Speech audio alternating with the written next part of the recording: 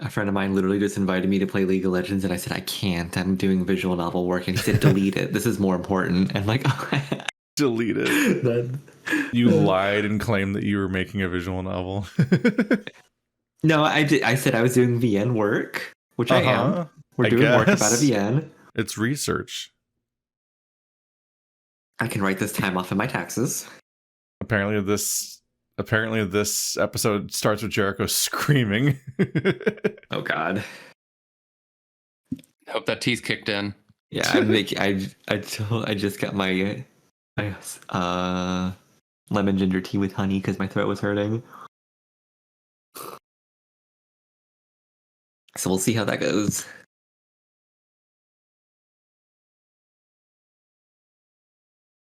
Are we recording? Do it. Oh. I don't think my mic Discord filters Discord stuff like that. Let me turn off Chris.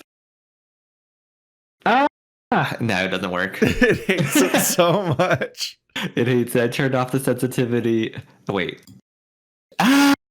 No, doesn't work. Not even the amazing. fake scream. Insert Adrius screaming audience in your own imagination. Here we go. That's just normal Jericho. His balls dropped since last time. He's sick, okay? I'm just in character. They're gonna have to move him in the choir.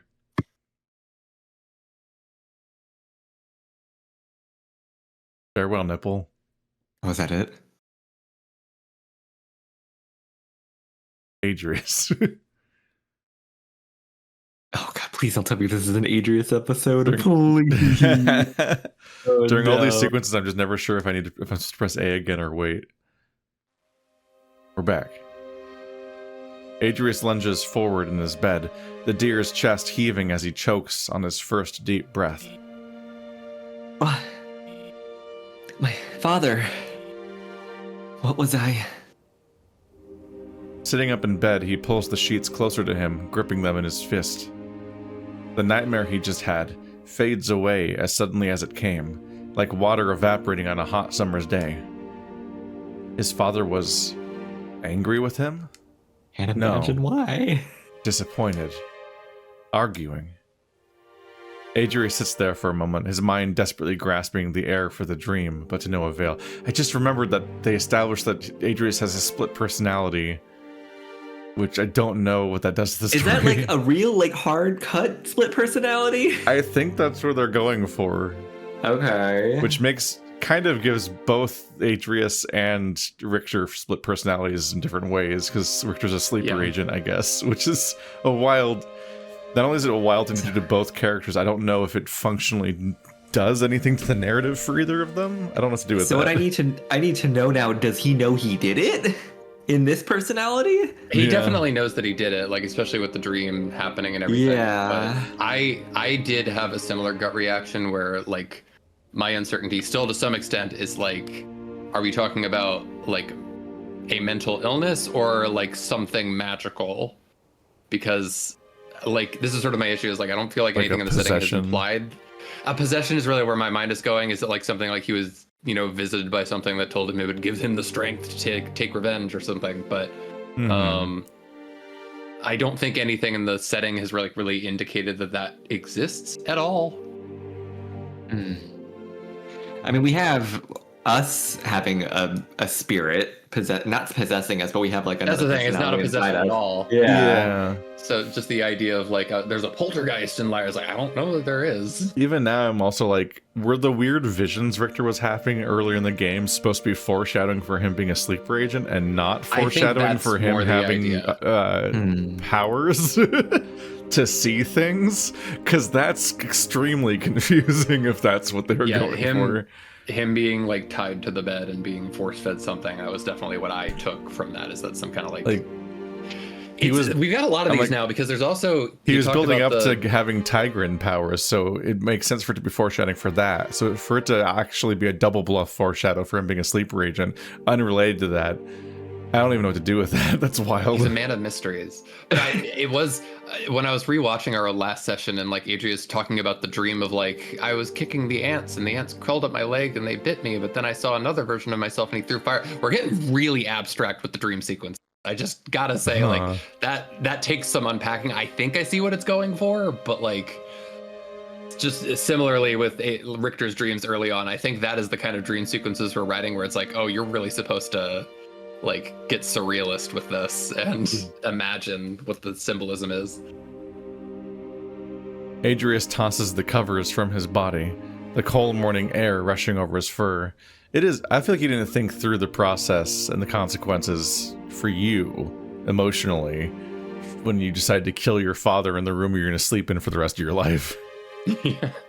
Like, oh, there it is. That's the spot. Yeah, he did take over his bed. Yeah. Looking outside the window, he realizes that it's closer to noon than morning. He must have slept in. He brings his hand to his bared chest, sliding his fingers across it until he finds the necklace hung around his neck. Rubbing the soft part of his fingers over the piece of gold, he can feel the shape of the antlers on its base. It was his mother's. After this, he brings his hands up to his head, firmly rubbing the area where his antler is missing. A small bit of bone still lingers, but it hasn't had enough time to heal properly in order to start growing once more. He then rubs his muzzle, the scar still feeling fresh, but has healed for the most part. It's nice to not need the bandages anymore, as they were becoming a pain for him. Not only that, but as much as he wished he had both antlers, it's nice to have one less sharp, pointy object to accidentally ram through the headboard of the bed. I'm kind of shocked that an antlered family is using a traditional bed for... You'd think it'd be like a couple, like maybe like a foot away from the wall without a board. Yeah, like you think you'd just make different choices about your bedroom being an all-powerful king and everyone in your entire lineage having antlers. There are so many problems for antlered people. Yeah. I cringe every time I see any furry draw an OC that has some kind of horns or antlers where I'm like, oh, you can't lay your head down on a bed. Like, that's just a problem for you zippers every day. Adrius turns to look at the bed he's sitting on. His father's bed, capitalized. The king's chambers. The entire room has been given to him upon ascending the throne. Of course, only after they'd managed to fix the place up. Adrius' own room, however, is still being renovated. But this is the only place he can sleep for the time being. It's only natural he does sleep here. He's the king, after all. His own room was merely a personal choice. Throwing his legs over to the right side of the bed, his hoofed feet touch the floor below and rest for a moment. His room is being renovated? Just like it's a strange detail to explain when it's just intuitive he would be in the king's chambers because he's the king now. They're gonna find the secret passageway during the renovation. Yeah, that leads directly into the murder. Ooh. Look at this murder-shaped door. It feels like an unnecessary complication to talk about, like, oh yeah, he's here because his room's being renovated, as opposed to it just being where he should be as the king now. A sharp head pain overcomes him, and he arches his back, leaning his head down between his legs. He takes a sharp breath in through his teeth while clenching them. He's still recovering. There's a knock at the door. Leaf? Oh, that's right. It is, my king. Adrius looks down at himself, seeing that he's only in his undergarments. It's only Leaf, so no need to look presentable. Come in. Adrius hears the jingle of keys and then the sound of the door unlocking, a loud thud as the mechanisms fall into place. Leaf pushes the door open and shuffles into the room. He then braces the other side and pushes it closed. Good morning, Your Majesty. I take it there was no need to wear the bandages? Adrius shuffles back onto the bed, covering his waist with part of the blanket. I assume so, considering I didn't bleed all over the linens. That's very good to hear. Will you allow me to examine the,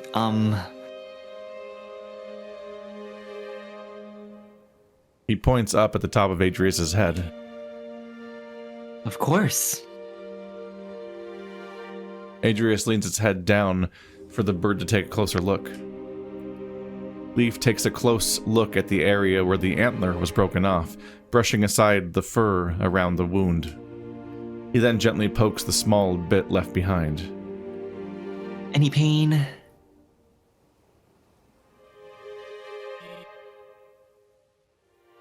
A little bit. I'm trying to... it's so hard doing two voices. But you didn't specifically make massively different from each other. How about if I do this? Leaf presses down firmly on the top, which causes a small shock of pain, which then spreads around the area. Ow! Yes! Adrius pulls away from the bird, slightly lifting his arms in defense. My apologies. I just have one last thing to check. Then go ahead and get it over with. Adrius lowers his head once more, and Leaf touches the small bit of horn one last time.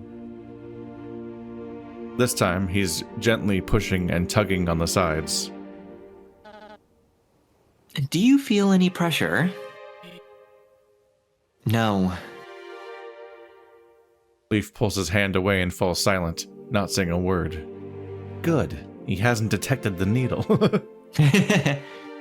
Do it, Leaf. You can end all of this. You can solve so many problems all in one go. Is that everything? Yes. How is it? Leaf takes a moment to respond before weakly coughing onto his arm. It may take a bit more time to heal than we originally thought. No growth formula? No, that would not be advised. It's best to let it happen naturally. I've been in contact with the Royal Smith to have a temporary prosthetic made.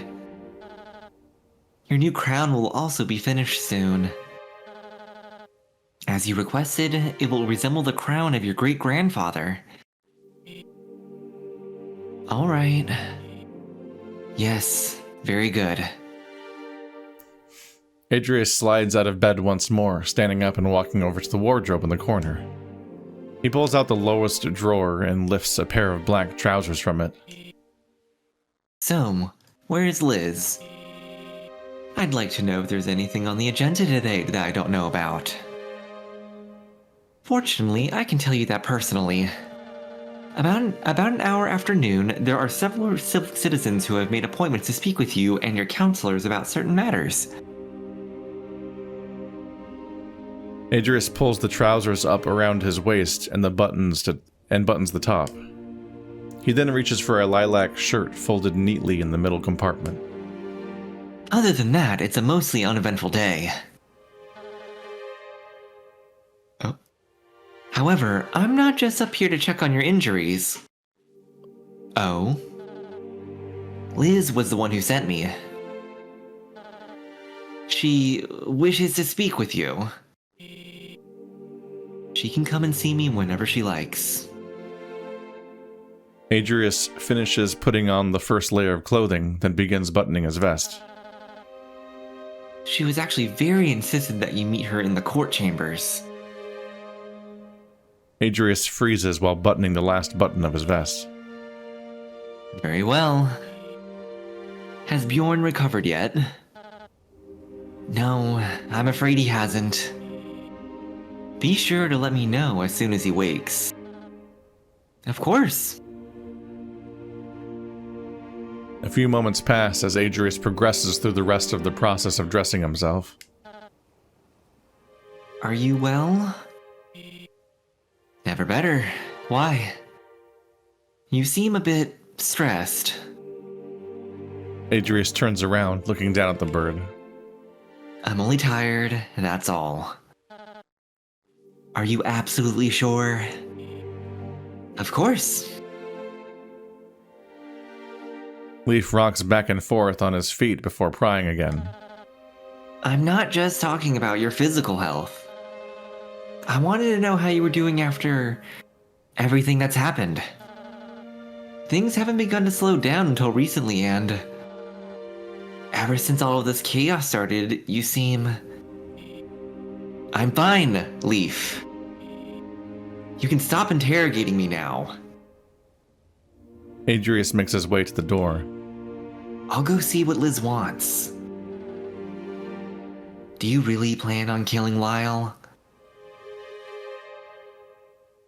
Adrius whirls around, his cape twisting with his body. If it comes down to it, it's not something you should be worrying about. If the Heart's cavalry captures Lyle alive, he'll get a fair trial. Lyle alive. Lyle alive. Oh, like the trial Richter was given?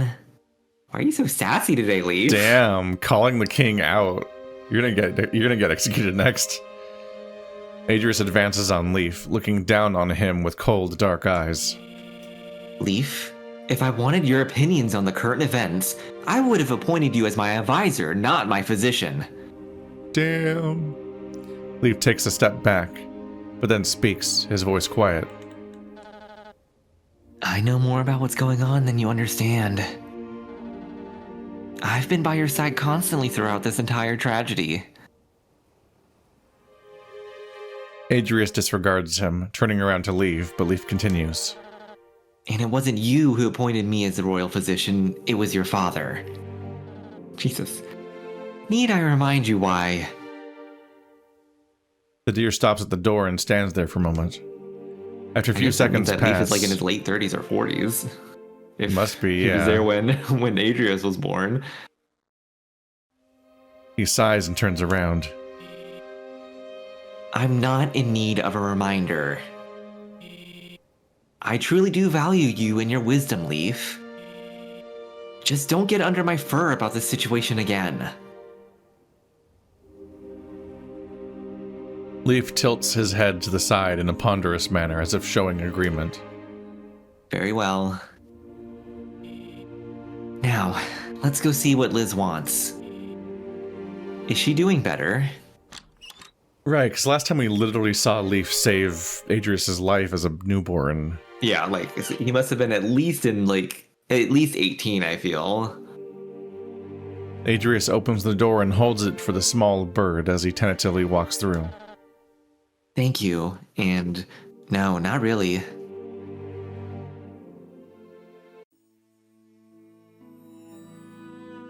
Leaf scuttles ahead of Adrius to the chamber door and pulls it open, holding it for him.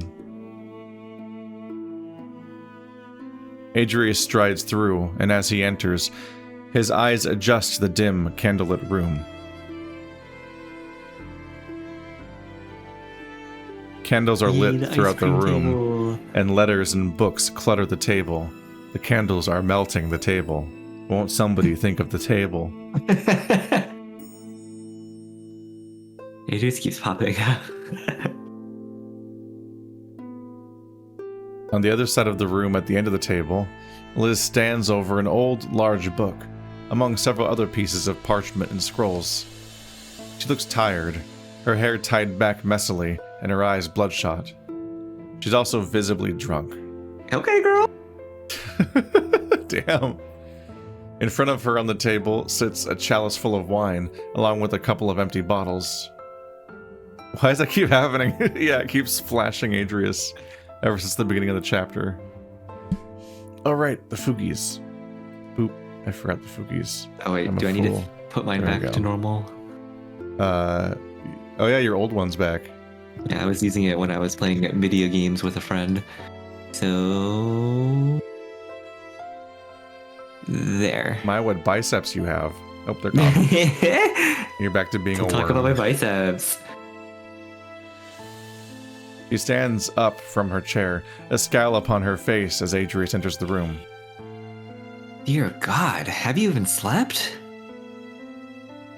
Leaf quietly follows behind him, closing the door and standing by it. Letters. Insane first line read from Purp for the day.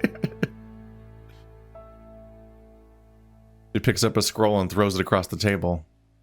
Adrius leans over and catches it before it lands on the table. From who? Driz. I'm gonna get some champagne, actually. Adrius's fingers tense around the paper as he unrolls it carefully. Holding up to a candle, he reads it to himself. My sons and I offer you our sincere condolences for the murder of your father. King Raynar will hold a special place in all of our hearts. We pray for the prosperity of your kingdom and wish you good health, Aaron Starfall. I can already see you're mad. You mad, you mad. Why is everyone pushing him? Reasonably so. Just a very annoying boss for everyone. King Aaron only wants to touch on the subject of a death in the family as a form of risk management.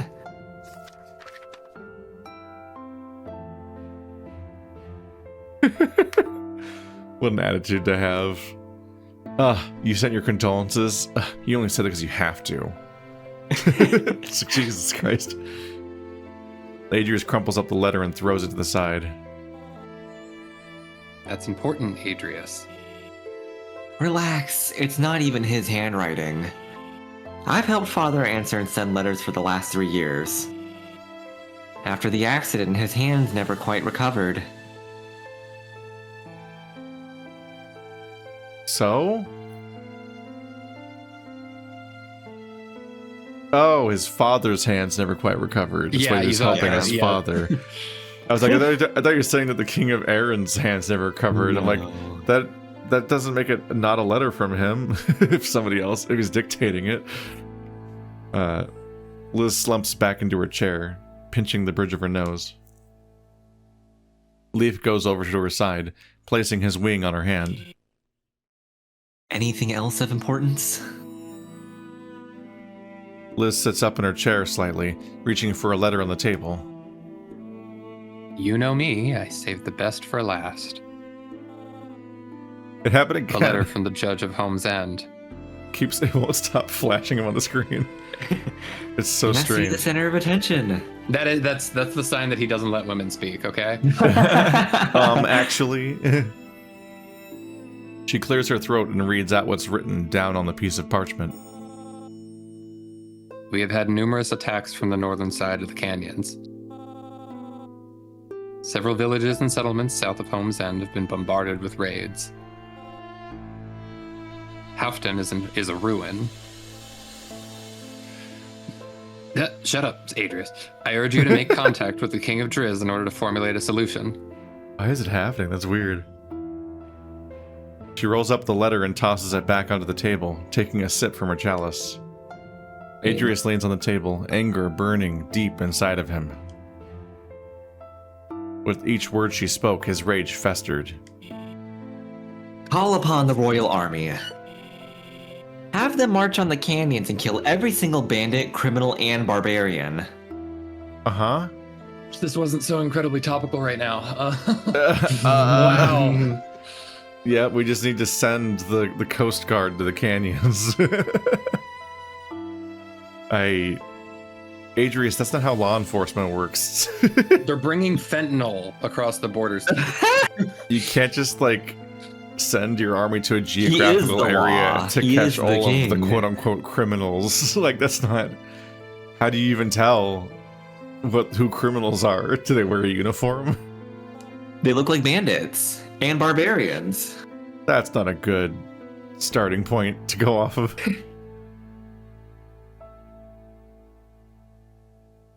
Especially when it's technically barbarians are just everyone outside the Roman Empire.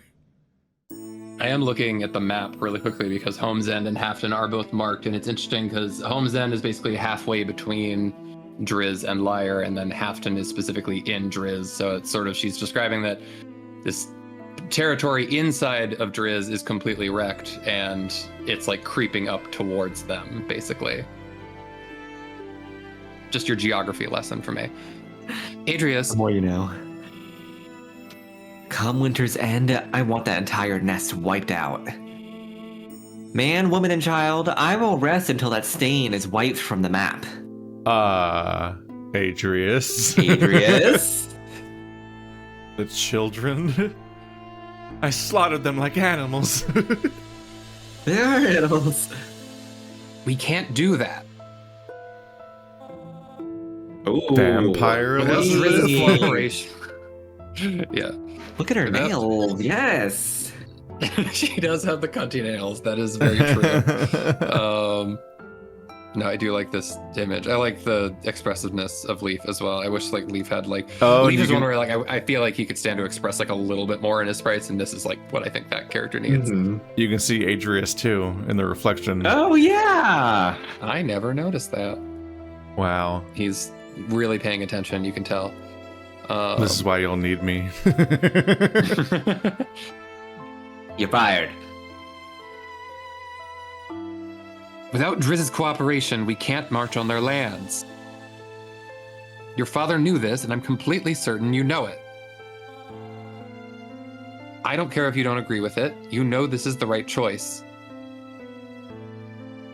Leaf picks up the letter and reads it over, clearly nervous about what's happening.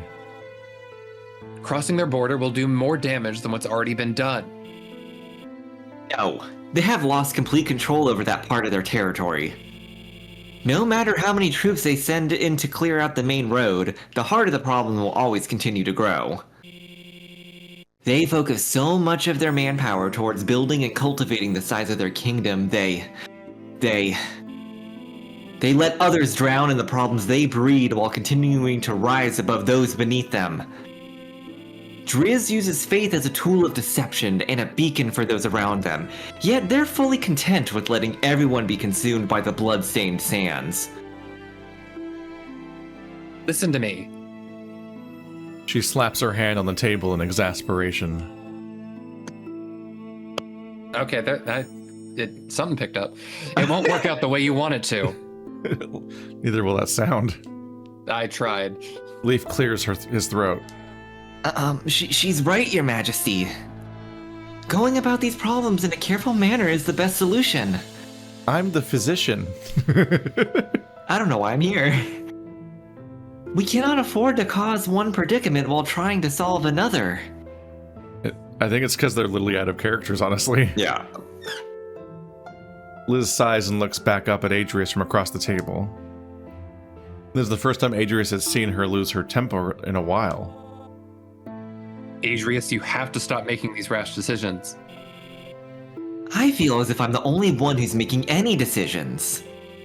Driz would let evil gestate within the very blood-stained sands of their kingdom, rather than commit to anything. For once, please trust that I have this kingdom's best interests at heart. I admire your resolve, but we need time to figure things out. Fine. Adrius shouts this at her, and she jumps slightly, Leaf more so. He sits down in the chair behind him and steadies his breathing. A headache begins to develop, but he rubs the sides of his head with his fingers, keeping it at bay for the time being. I think that was the other thing that was making me really touch into, like, I think it's not a mental illness. I think this is like a Tigran thing, because we're so heavily... Headaches mean a lot in Lyre, and it's never just a headache.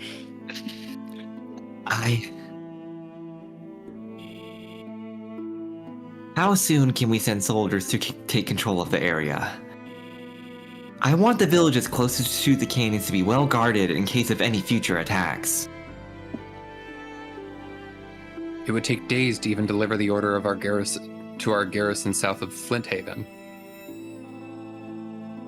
Not only that, but from there, the journey south would take a week at least, given the supplies needed to set up camp. Have them garrison in the towns then. I don't care how it's done, just make sure Home's End has decent protection against these southern invaders. I'll have the order drawn up immediately. Liz rises from her chair with the help of Leaf and leaves for the door. Leaf, be a dear and have a cartographer brought to my room. Certainly.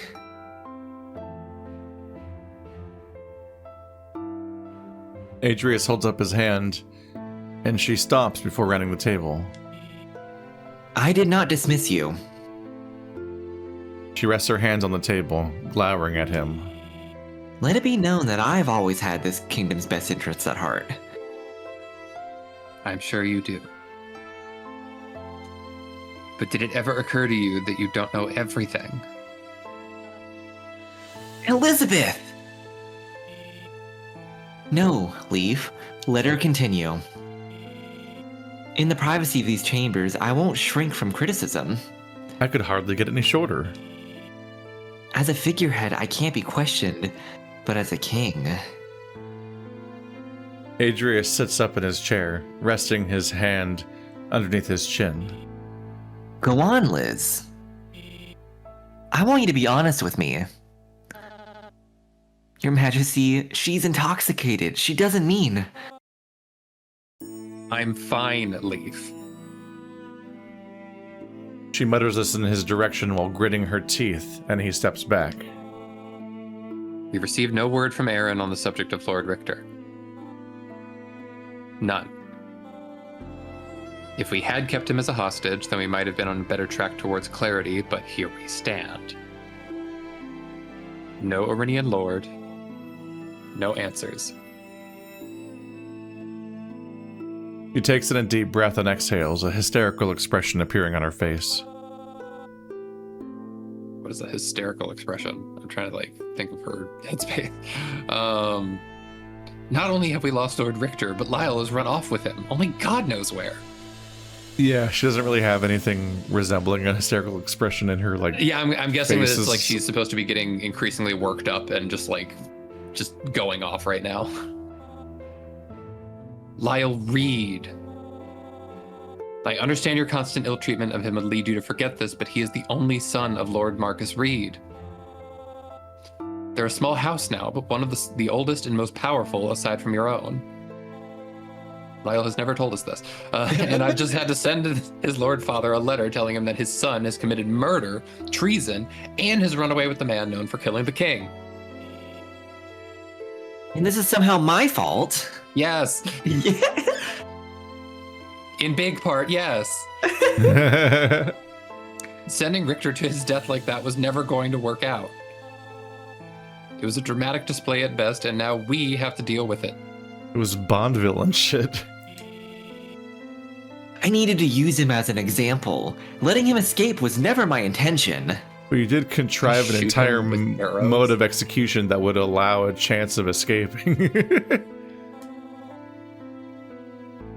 Old traditions be damned, his execution was a game for you. There are frankly almost no forms of execution that people aren't able to escape via.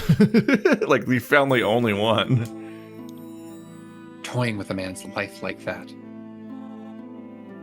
I voted him innocent for a reason. And why did you vote him innocent? What? Girl, you brought it up. I've been wondering for days. Adrius leans back in his chair, a scowl growing on his face. Liv gives him no answer, and he sighs. I'll ask again some other time. Is that everything? For now. I will think about what you've said.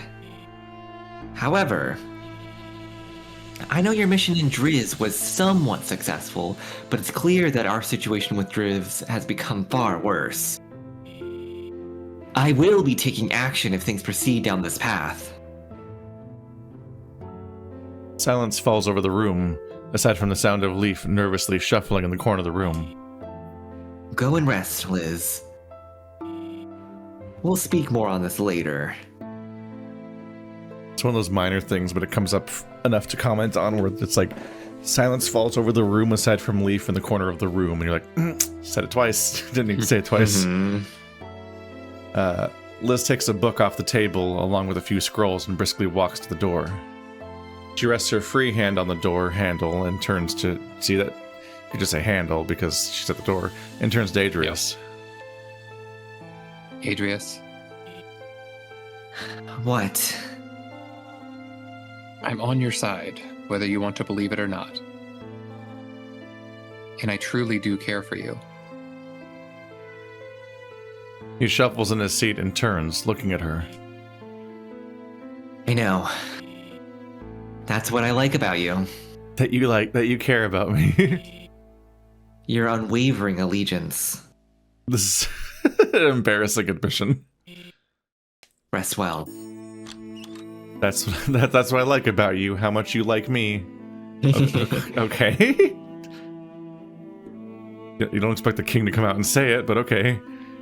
She opens the door and steps to the doorway, the sound of her shoes tapping against the floor as she walks off. The door closes by itself, with a soft thud, echoing throughout the room. Leaf. Yes, Your Majesty? Adrius rubs the spot where his antler should be.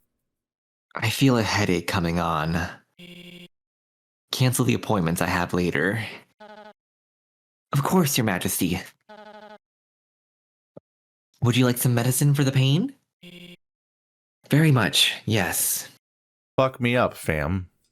Give me that morphine.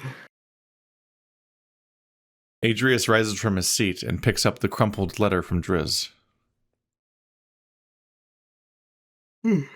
After standing, the pain becomes more apparent. Adrius. Jump scare. He slowly makes his way to the door, which Leaf graciously opens for him. Once he steps to the doorway, an odd feeling washes over him. It's a feeling similar to how one would feel after waking up from drinking too much the night before. Waking up to an unfamiliar surrounding. Or somewhere you shouldn't be. Where did... He turns to Leaf, who has a puzzled gaze behind his mask. I'll be in my room if needed. Yeah, I feel like I need to double up. I'm not entirely sure that Adrius does realize that he killed his father. I'm like not even sure that that's apparent. I have no idea. It is just the personality change is non-existent. There is no difference between the two sides. Yeah, they don't really seem to have different tics. It's vaguely implied sometimes that one of them is like the real one. As you kind of get like the narration just saying he's suddenly speaking more clear or something like that. But he doesn't, besides being slightly more maybe sinister or something, it's not usually much implication that there's like that he actually behaves wildly differently at all. Richter.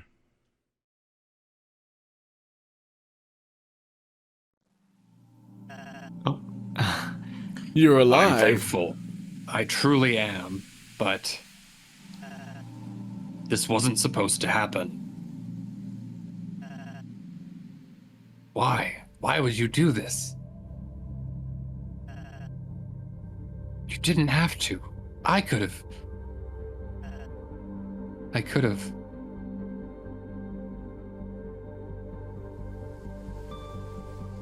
So Alverton exists in some form still? Here's the flashback. Or is this a vision? I'm assuming they're talking about whatever sacrifice he made. Yeah. This was you. Oh, Garrett. I did it for you, Al. Because I love you. ...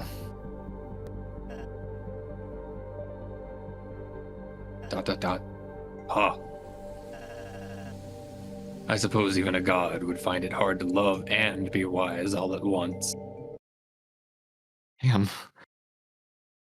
Huh.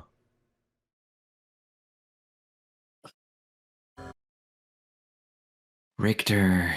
Ooh. You're safe for now. You must go to the Temple of Hyeda. It is the south of the Drizian Canyons.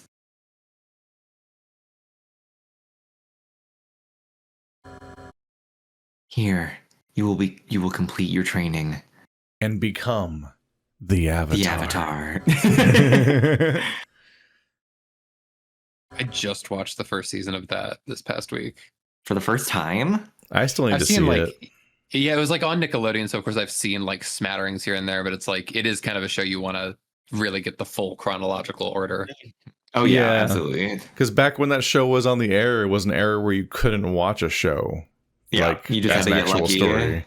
Like it was kind of ambitious. They even tried to have it be a linear story because you couldn't experience it that way very much. I do kind of mark it as the first like what gave way to the Steven Universe era that we live in now. Like when I think back nostalgically, I feel like I've watched 100 hours of Avatar, but then I see anything about it, I'm like, for the first season. I'm like, I didn't even reach the Earth Girl. Yeah. Because that when I watched a billion reruns of Avatar, that like story didn't exist yet. I don't think. No, it's funny. I was so shocked when I opened it up, and it's like, I was like, "There's only 20 episodes in the Book of Water." I feel like I spent 5 years watching episodes of the Book of Water. So long. Because it's a part of your life that feels so long back then. Yeah, when we were that age. True. And I just never saw the rest of it, so I just don't like. Peak. I haven't even like Zuko Redemption. Nope, no, that's in my brain. So good. Zuko's just a dick with a funny grandpa, uncle. Yeah, grandpa Uncle uncle, Hero. grandpa uncle. I don't want to like get totally sidetracked with Avatar, but I did think about Lyre kind of at the outset of like Avatar does such a uniquely good job of like introducing you to the setting and letting you know what state things are in. Like all it takes is episode 1 and you're like, okay, Fire Nation, bad. Rest of the kingdoms in this state, got it. We need to go from here to here. These are the challenges we're going to face. And I think that is the kind of thing that like Lyre really, really, really needs is like, what is Driz? Like, what are the bandits? What is the problem here? I don't understand. Like what Liz just described to us is I think kind of the first time it's like, oh, there's war. Oh, I thought it was just some like Disney bandits like with cloaks. Yeah, there's a lot of world building struggle where even if the idea of it is in your head, it's not necessarily in the story in an experienced way. Like I think an example that I always think back to is like how 3 seasons into Ruby, out of nowhere they say that the fragile alliance between the many kingdoms is shattering, and you're like, the what? Between the who? Right. Wait, there's kingdoms? I thought we were doing a tournament arc. There's geopolitics in the Ruby universe. It reminds me of Full Metal Alchemist. How has this never come up before? They seldom make mention of like the neighboring countries that they're at war with, and I'm just like, oh yeah, this isn't Amestris isn't the whole world. It's just one continent that we're focusing on. Yeah, that is such a thing in fantasy settings. Is like Tiger has as well. It's like, oh, the whole world one continent? What's going on? But for me, it's just such an issue the more we spend time with Adrius, because it's like, Adrius, do you just have mommy issues? Is that all this is? And it seems not to be the case when we get into like this part where it's like, oh no, he does have like a bigger source of issues. But like that really, I think like weakens a lot of his scenes earlier on where it's like, I'm sorry, Adrius, like you becoming king is not like, it's just...